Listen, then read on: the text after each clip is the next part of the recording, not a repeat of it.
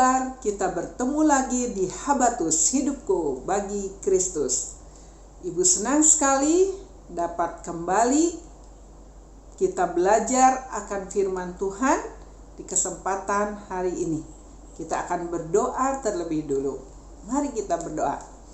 Bapa yang baik, di dalam nama Tuhan Yesus Kristus kami bersyukur karena Tuhan kembali membawa kami untuk belajar akan firman-Mu.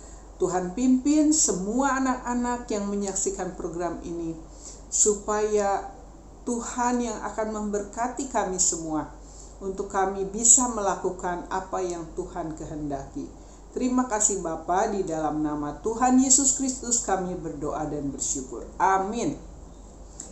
Adik-adik, kita akan belajar hari ini tentang jika kita bergaul dengan teman yang salah, akan ada akibat yang kurang baik bagi hidup kita. Kita akan membaca terlebih dahulu di 2 Raja-Raja 8 ayat 16 sampai 24. Tetapi Ibu akan bacakan sebagian ya. Yoram Raja Yehuda. Dalam tahun kelima zaman Yoram, anak Ahab Raja Israel, pada waktu itu Yosafat adalah Raja Yehuda. Yoram anak Yosafat Raja Yehuda menjadi raja.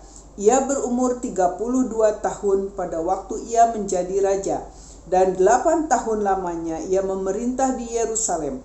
Ia hidup menurut kelakuan raja-raja Israel, seperti yang dilakukan keluarga Ahab. Sebab yang menjadi istrinya adalah anak Ahab. Ia melakukan apa yang jahat di mata Tuhan. Namun demikian Tuhan tidak mau memusnahkan Yehuda oleh karena Daud hambanya, sesuai dengan yang dijanjikannya kepada Daud, bahwa ia hendak memberikan keturunan kepadanya dan kepada anak-anaknya untuk selama-lamanya.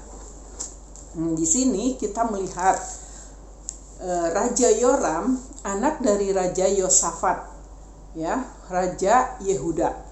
Raja Yosafat ini adalah orang yang takut akan Tuhan, yang hidup sesuai dengan firman Tuhan. Nah, tetapi kenapa anaknya yang bernama Raja Yoram, yang sudah menjadi raja pada usia 32 tahun dan memerintah menjadi raja selama 8 tahun, ya.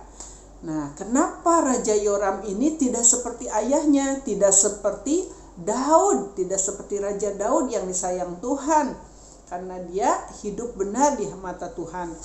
Nah, sedangkan Raja Yoram ini menyimpang dari kebenaran firman Tuhan, tidak taat kepada Tuhan. Ternyata sebabnya karena dia mempunyai seorang istri dari anak Raja Ahab dan Isabel, ya.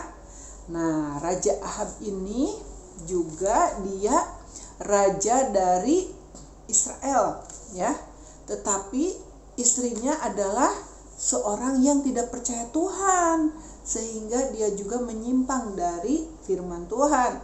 Ini terbawa kepada anaknya yang menjadi istri Raja Yoram ini. Nah, Raja Yoram jadi terbawa oleh istrinya yang tidak kenal Tuhan, ya.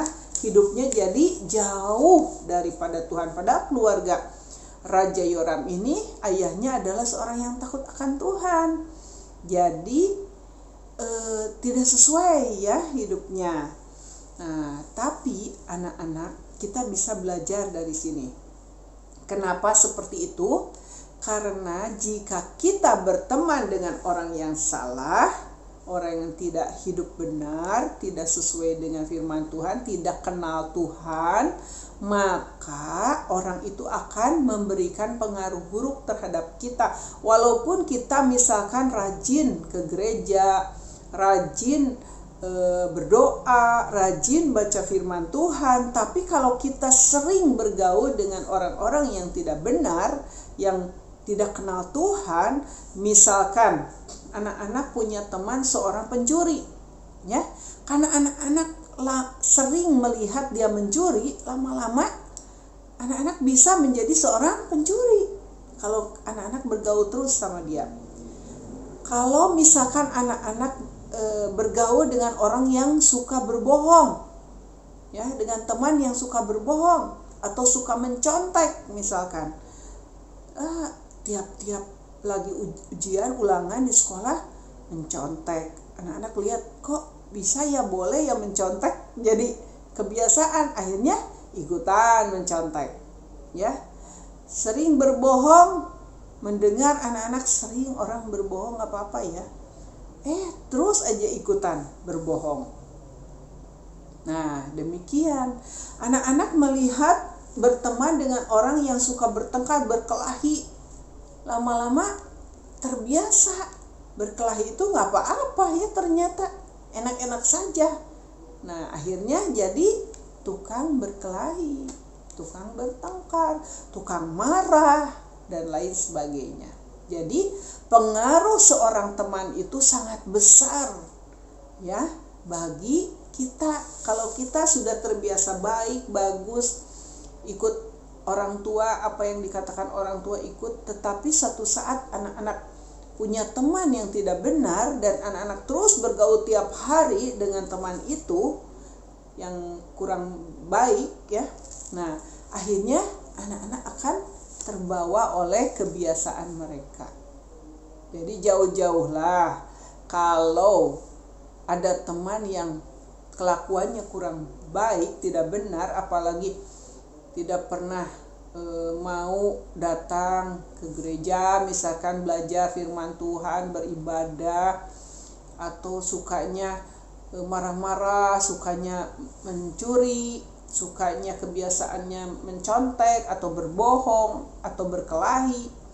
Nah, anak-anak lebih baik jauhi, ya, anak-anak tersebut.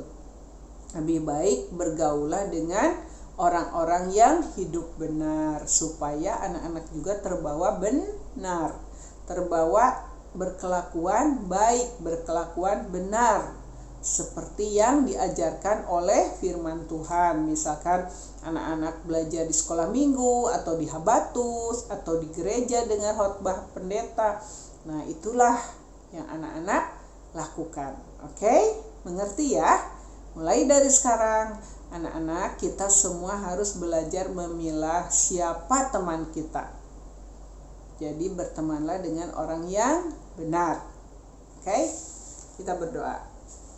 Bapa yang baik, kami mengucap syukur, kami percaya Tuhan hari ini sudah mengajari kami untuk kami bergaul dengan orang yang benar, dengan orang yang takut akan Tuhan, orang yang hidup di dalam jalan kebenaran firman Tuhan, yang taat kepada firman Tuhan, kepada Tuhan Yesus, dan supaya kami juga tidak terbawa arus oleh hal-hal yang jahat yang tidak berkenan di hadapan Tuhan. Terima kasih ya Bapa, Engkau pimpin kami semua anak-anak-Mu sepanjang umur hidup kami. Biarlah nama Tuhan dipuji, dipermuliakan lewat hidup kami. Dalam nama Tuhan Yesus Kristus kami berdoa dan bersyukur. Amin. Anak-anak, sampai jumpa lagi di Habatus yang akan datang. Tuhan Yesus memberkati. Habatus Renungan Harian Anak.